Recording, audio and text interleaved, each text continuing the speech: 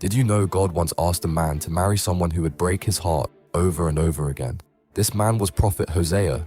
God told him to marry a woman named Gomer. But here's the shocking part. God warned Hosea that Gomer would leave him many times for other men. Why would God ask for such a painful thing? Hosea obeyed and married Gomer. Just as God said, she left him again and again. Each time, Hosea's heart broke, but each time, he welcomed her back with open arms. This wasn't just a sad love story. God was showing everyone something amazing.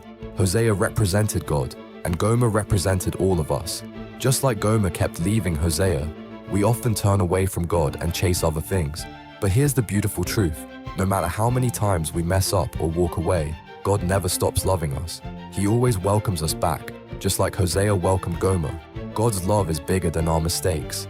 His forgiveness has no limits. Please subscribe for more.